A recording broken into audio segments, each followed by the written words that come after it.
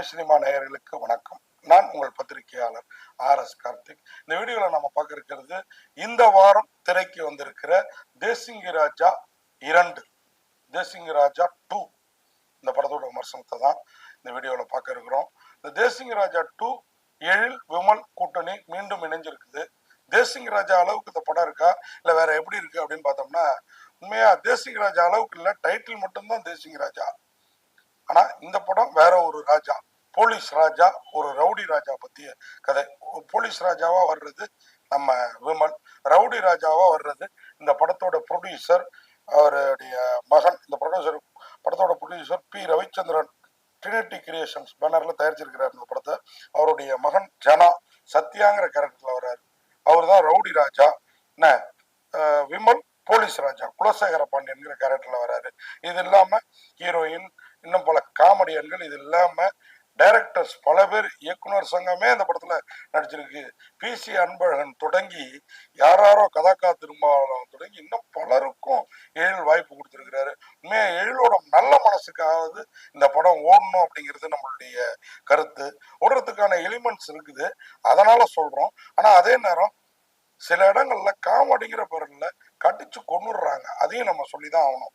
ஆனா அந்த கடியெல்லாம் தாங்கிக்கிட்டோம்னா ரவி மரியாவோட காமெடி நம்மளை வந்து தியேட்டர்ல குலுங்கி குலுங்கி சிரிக்க விடுது.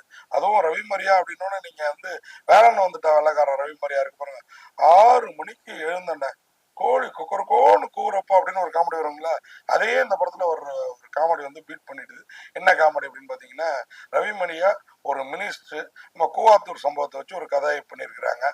அந்த கேசட் வந்து சிடியா, கேசட் வந்து சிடி, வீடியோ சிடி வந்து இவர் சிஎம்க்கு அடுத்த லெவல்ல இருப்பாரு. இவரை வந்து இவர் பையன் கொலை கேஸ்ல சிலரை வந்து இவர் வம்பு பண்ணாரு அப்படின்னு சொல்லி கட்சிக்கு அவப்பேர் ஏற்படுத்துற ஒரு கட்டம் கட்டுவாங்க. இவரை தூக்க போறாங்கன்னு தெரிஞ்ச உடனே இந்த கூவாத்தூர் சம்பவத்துல இவர் கூவாத்தூர் சம்பவம் மாதிரி ஒரு சம்பவம் அதுதான் படத்துல மீன் பண்ணியிருக்காங்க. ஆனா அதை கூவாத்தூர் மீன் பண்ணல. இவரை கட்டி தூக்கி கட்சியில இருந்து வெளியில போட நினைக்கிறாங்க. அப்ப அந்த கேசட்டை வெளியிட்டு இவரு மொத்த கட்சியையும் ஆட்டையை கலைக்க நினைக்கிறாரு. RV உதயகுமார் தலைமையில தான் அந்த கட்சி ஆட்சியில இருக்குது. RV உதயகுமார் தான் சிஎம்.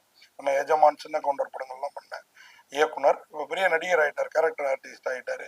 ஹீரோவை கூட நடிக்காம போட்டிருக்கு, அவ்வளவு இல்லாம அழகா இருக்காரு. அவர் வந்து இந்த ரவி மரியா வந்து நங்கூரன்ற கேரக்டர், அதனால இவர் நவர மாட்டேங்கிறாரு. நம்ம ரவி மரியா அவரோட கேரக்டர் நேம் மினிஸ்டர் பேர் வேற, ஆனா வந்து படத்துல வந்து நங்கூரன் தான் அவர் வந்து சொல்றாங்க. அருமையா நடிச்சிருக்கிறாரு. நங்கூரம் நடராஜன் அவர் பேரு. அப்போ அந்த சிடி பேங்க் லாக்கர்ல வச்சிருக்கிறாரு அந்த கேசட்டை. அந்த கேசட்டை ஒரு பவேரியா கும்பல் ஒரு போலீஸ் ஸ்டேஷனுக்குள்ளார போலீஸுக்கு உதவியா இருக்கிற மாதிரி பிரியாணி எல்லாம் சமைச்சு கொடுத்துட்டு இருக்குது. அங்கிருந்து குழி தோண்டி சுரங்கம் தோண்டி அந்த பேங்கை கொள்ளையடிக்கிறாங்க. அதுல அந்த கேசட்டும் மிஸ் ஆயிடுது. அந்த போலீஸ் ஸ்டேஷன் தான் நம்ம விமலோட போலீஸ் ஸ்டேஷன். அப்போ விமலை பிடிச்சி வச்சுக்கிட்டு, அவர் கூட இருக்கிற ஆட்களை பிடிச்சி வச்சுக்கிட்டு, பேங்க் மேனேஜர் மதுரமுத்தை பிடிச்சி வச்சுக்கிட்டு, அவர் கூட இருக்கிற மதுமிதாவை பிடிச்சி வச்சுக்கிட்டு ரவி மரியா பண்ற கலாட்டா அந்த கேசட்டை என் கைக்கு வந்து ஆகணும்னு சொல்லி.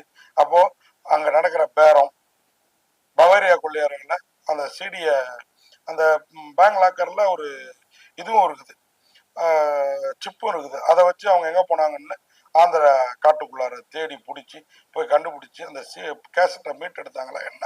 இது ஒரு பக்கம். இன்னொரு பக்கம் விமல் போலீஸ் ஸ்டேஷனுக்கும் பக்கத்துல புகழ் பெண் போலீஸ் இன்ஸ்பெக்டர் வர்றாரு. அவரோட போலீஸ் ஸ்டேஷனுக்கு இடையில எல்லாம் தகராறு. என்னன்னா நல்ல விஷயம் அது இல்ல, மாமூல் வாங்குறது மற்றபடி விஷயங்களுக்காக 2 பேருக்குள்ளார தகராறு. அதுக்கு அவரு உள்ள வந்து கொஞ்சம் ஆட்டையை கலைக்கிறாரு. அது என்னாச்சு ஏதாச்சு, கடைசியில இறுதியில விமல் ரவி மரியா கையில சிக்கினவரு தப்பித்தாரா. இந்த கதைக்குள்ளார இந்த ஜனாவோட கேரக்டர் என்னன்னு பாத்தீங்கன்னா, விமல், ஜனா, இந்த படத்தோட ஹீரோயின் பூஜிதா, எல்லாரும் அவங்க வந்து சந்திரலேகா IPS விமலுக்கு மேலதிகாரியா வராங்க. ஆனா விமல் கிட்ட முகம் கொடுத்து கூட விமலை ஒரு கெட்டவரா நினைச்சிட்டு இருக்காங்க. கூடவே அவருடைய ரவுடி நண்பர் ஜனாவையும் கெட்டவரா நினைச்சிட்டு இருக்காங்க. அதுக்கெல்லாம் என்ன ரீசன் அப்படின்னு போனீங்கன்னா, பிளாஷ்பேக்குள்ளார அதுக்கும் ரவி மரியா தான் காரணமா இருக்கிறாரு. இவங்களுக்குள்ளார இந்த பகைமை ஏற்படுறதுக்கும் அது எல்லாத்துக்கும் விடைய சொல்லி கிளைமாக்ஸ்ல ஒரு வழியா இந்த படத்தை வந்து முடிக்கிறாங்க. அதுல வந்து ரவி மரியா பண்ணுவார் பாருங்க, இந்த கேசட் விஷயம் நம்ம 4 பேரோட போயிடணும், 2 பேரோட போயிடணும், 4 பேரோட போயிடணும், 5 பேரோட போயிடணும், 10 பேரோட போயிடணும். அந்த காமெடி தாங்க படத்திலேயே ஹைலைட். அது பாத்தீங்கன்னா நம்ம வேலை வந்து வெள்ளக்காரன் படத்துல ரவி மரியா பங்கெடுக்கிற அதே மினிஸ்டர் கேரக்டர் தான், அதுல எம்எல்ஏ அந்த கேரக்டர். இதுல வந்து அதே மாதிரி அந்த காமெடி வந்து அதே பீட் பண்ணிடுச்சு இந்த காமெடி அப்படின்னு சொல்லலாம். பிரமாதமா பண்ணியிருக்கிறாங்க. கடைசியில ஒரு 25-26 பேருக்கு உண்மை தெரிஞ்சு போயிடும். எல்லாரையும் விட்டா வெளியில விஷயம் லீக் ஆயிடும்னு சொல்லி ஒரு ஏசி பஸ் உள்ளார அள்ளி போட்டுக்கிட்டு அந்த பவாரியா கொள்ளையர்களை தேடி போறாங்க. அங்க போய் அவர்கிட்ட சிடியை மீட் எடுத்தாங்களா அவங்கள்ட்ட இருந்து, அதுல இந்த ஜனாவோட ரோல் என்ன, அவர் ஏன் ரவுடியா மாறினாரு அப்படிங்கிறதுலாம் ஒரு சென்டிமெண்டா ஒரு காரணம் எல்லாம் வச்சிருக்காங்க. ஆனா இது எல்லாத்தையும் பின்பாதியில வச்சிருக்கிறாங்க. முன்பாதி இன்னும் கொஞ்சம் வேகமா கடத்திருந்தா பின்பாதி பிரமாதமா நம்ம ரசிகர்களுக்கு பிடிச்சிருக்கும். ஆனாலும் முன்பாதி ரொம்ப ஸ்லோவா நகர்றது, கதை இல்லாம காட்சிப்படுத்தல் மட்டும் படுத்துறது, இதெல்லாம் கொஞ்சம் பலவீனமா தெரியுது. ஆனாலும் முன்பாதியை பொறுத்திருந்து காத்திருந்து பாத்தீங்கன்னா பின்பாதி உங்களை என்டர்டைன் பண்ணணும் அப்படிங்கிறதுக்கு நான் வந்து நிச்சயமா கேரண்டி கூறுவேன். அந்த விதத்துல ஒரு சில காட்சிகள் திராவையா இருக்கிறதுக்காக ஒட்டுமொத்தப்படுத்தி நம்ம குறை சொல்ல முடியாது. குலசேகர பாண்டியனா விமல், ஜனாவா சத்யா, பூஜிதா வந்து சந்திரலேகா ஐபிஎஸ் வராங்க ஹீரோயின், விமலுக்கான ஹீரோயின். ஹர்ஷிதா பண்டல் முரி ஹர்ஷிதா கேரக்டர்லயே வராங்க. அவங்க யாருன்னா ஜனாவுக்கு ஜோடியா வராங்க, ஒரு பத்திரிகை பெண் நிருபரா வராங்க. அது மாதிரி ஜோதி பொன்னிங்கிற கேரக்டர்ல பிளாஷ்பேக்ல ஜனாவோட இன்னொரு ஜோடியா காதலியா வராங்க. ஆரி உதயகுமார் சிஎம் உதயகுமாரா அருமையா நடிச்சிருக்கிறாரு. ரவி மரியா நங்கூரம் நடராஜனா இந்த படத்துல நம்மளை உட்கார வைக்கிறதே ரவி மரியா தான். சிங்கம் புலி அர்ஜுனா வராரு. புகழ் வர்ணஜாலங்கிற பெண் போலீஸ் கேரக்டர்ல சில இடங்கள்ல வந்து உண்மையாவே அவர் வந்து ரொம்ப பிரமாதமா இருக்காரு. சில இடங்கள்ல கொஞ்சம் புடவை இல்லாத பெண் போலீஸ் யூனிஃபார்ம்லயே வர்றதுனால கொஞ்சம் போர் அடிக்கிறாரு. அது மாதிரி ருல்லு சபா சாமிநாதன் தங்கப்பதக்கங்கிற கேரக்டர்ல வராரு. மதுமிதா மதுங்கிற கேரக்டர்ல வராங்க. மதுரை முத்துங்கிற கேரக்டர்ல கேபிஒய் வினோத் பள்ளிக்கொண்டா பாபுங்கிற ஒரு கேரக்டர்ல வராரு. சாம்ஸ் புலிப்பாண்டிங்கிற கேரக்டர்ல வராரு. வையாபுரி கிருஷ் அப்படிங்கிற கேரக்டர்ல வராரு. அவங்களாம் போலீஸா வராங்க நிறைய பேர். மொட்டை ராஜேந்திரன் ஆம்பூர் முபாரக்குங்கிற ஒரு திருட்டு பையனா பிரியாணி செய்யறதுக்காக ஸ்டேஷனுக்குள்ளார பவாரியாக்குள்ளாருக்கு அப்புறம் உள்ளார வராரு. முல்லை கோதண்டமும் படத்துல இருக்கிறாரு.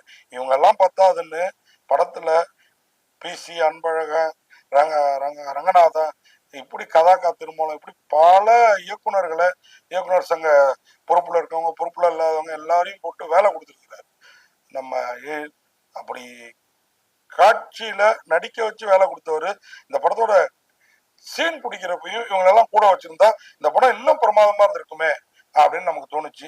ஆனாலும் ரவி மரியா, புகழ், சாம்ஸ் உள்ளிட்டவரோட காமெடிக்காக எஸ் எயிலோட இயக்கத்துல, வித்யாசாகர் மியூசிக்ல, செல்வா ஆர் கேமராவில், உங்களுக்கு தெரியும் செல்வா ரொம்ப நாளைக்கு அப்புறம் திருப்பி கேமரா பண்றாரு. விஜய் படங்களுக்கு எல்லாம் பண்ணவர், அவர் இதுல பண்ணியிருக்கிறாரு. முருகன் அவருடைய டைலாக்ஸ் எல்லாமே சிறப்பா, டைலாக்ஸ்லாம் நேரத்துல நறுக்கு தெரித்த மாதிரி இருக்குதுங்க. அதுக்காகவே படத்தை பார்க்கலாம்.